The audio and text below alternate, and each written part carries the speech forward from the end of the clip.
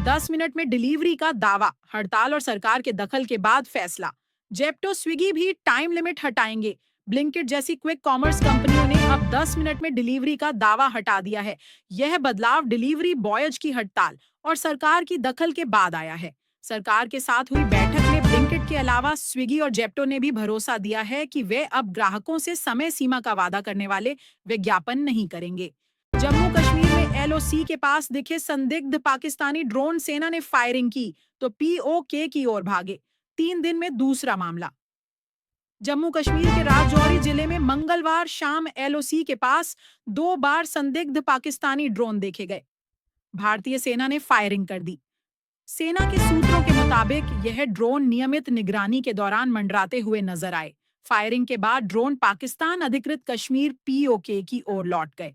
Iran में प्रदर्शन। Trump बोले सरकारी इमारतों पर कब्जा करें, मदद रास्ते में है। ईरान ने कहा ट्रंप नेतन्याहू हत्यारे, अब तक 2000 मौतें। ईरान में जारी हिंसक विरोध प्रदर्शन का आज 18वां दिन है। इस बीच ईरान के राष्ट्रीय सुरक्षा प्रमुख अली लारिजानी ने अमेरिकी राष्ट्रपति डोनाल्ड ट्रंप को ईरान में लोगों का हत्यारा बताया। एक्स पर की गई एक पोस्ट में अली ने इजरायली प्रधानमंत्री नेतन्याहू का नाम भी लिया और उन्हें भी हत्यारा बताया। अमेरिका में ग्रीनलैंड पर कब्जे का बिल पेश। 51वां राज्य बनाने का अधिकार मिलेगा। 300 सालों से यह डेनमार्क का हिस्सा। अमेरिकी सांसद रैंडी फाइन ने सोमवार को Greenland annexation and statehood act नाम से एक बिल पेश किया है। इस बिल का मकसद अमेरिकी सरकार को ग्रीनलैंड को अपने कब्जे में लेने और बाद में इसे अमेरिका का राज्य बनाने के लिए कानूनी अधिकार देना है। इसरो का रॉकेट फेल, फिर भी स्पेनिश सैटेलाइट एक्टिव स्पेस से सिग्नल भेजा। कंपनी बोली किस रास्ते से पहुंचा पता लगा रहे इसरो का PSLV-C-62 मिशन सोमवार को फेल हो गया। उड़ान भरने के 8 मिनट बाद PSLV रॉकेट तय रास्ते से भटक गया। इसी रॉकेट से एक सैटेलाइट भेजने वाली स्पेन की कंपनी ने मंगलवार को कहा है कि उसे इसका सिग्नल मिला है। कलकत्ता हाईकोर्ट में आज IPAC रेड मामले पर सुनवाई। ईडी का ममता पर छापेमारी में रुकावट पैदा करने का आरोप, हंगामे से पिछली सुनवाई टली। कलकत्ता हाईकोर्ट IPAC रेड मामले पर आज सुनवाई करेगा। पश्चिम बंगाल के कोलकाता में पॉलिटिकल कंसल्टेंट फर्म IPAC के IT हेड प्रतीक जैन के ऑफिस पर 8 जनवरी को ईडी ने रेड की थी। रेड के दौरान बंगाल CM ममता बनर्जी भी उसी जगह पहुंची थीं। सुप्रीम कोर्ट बोला कुत्ते के काटने पर भारी मुआवजा तय होगा। जो आवारा कुत्तों को लेकर चिंतित, वे अपने घर ले जाएं। उन्हें ऐसे नहीं छोड़ सकते।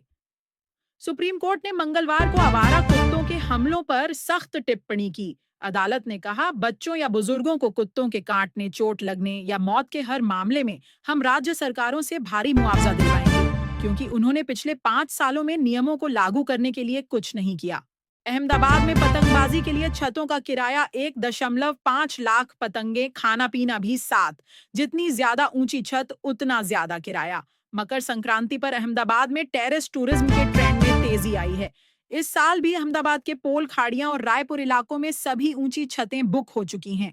छतों का किराया 20,000 से 1.5 लाख रुपए तक पहुंच गया है। SIR पर सुप्रीम कोर्ट में सुनवाई।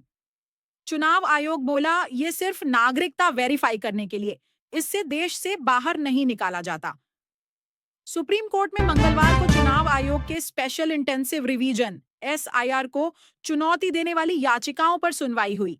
EC की ओर से सीनियर वकील राकेश द्विवेदी ने कहा कि SIR के तहत आयोग सिर्फ यह तय करता है कि कोई व्यक्ति वोटर लिस्ट में रहने के योग्य है या नहीं। इससे सिर्फ नागरिकता वेरीफाई की जाती है। अस्पताल में नशे में पहुंचा डॉक्टर मरीजों के सामने टॉयलेट किया, डहधाते हुए फर्श पर गिर पड़ा, व्हील चेयर पर घर छोड़ना पड़ा।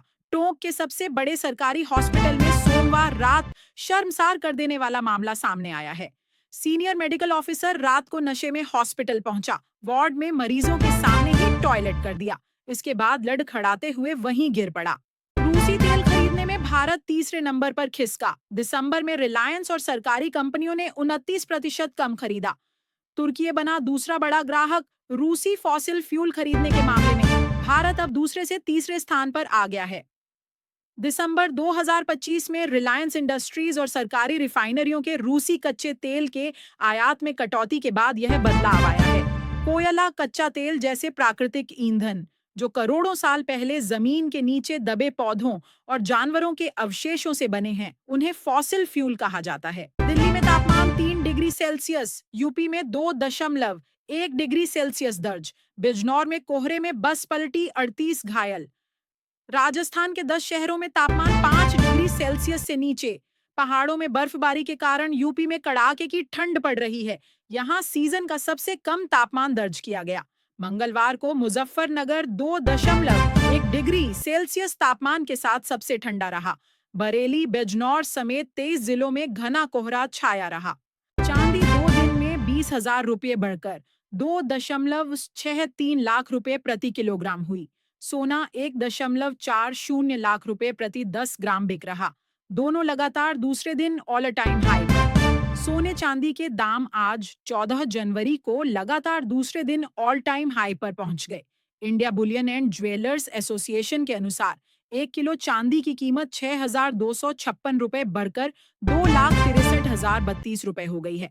कल इसने 2,57,283 रुपए का ऑल टाइम हाई बनाया था। मुंबई ने गुजरात को लगातार 8वां WPL मैच हराया। 193 का टारगेट 3 विकेट खोकर चेज किया। कप्तान हरमनप्रीत कौर की 50।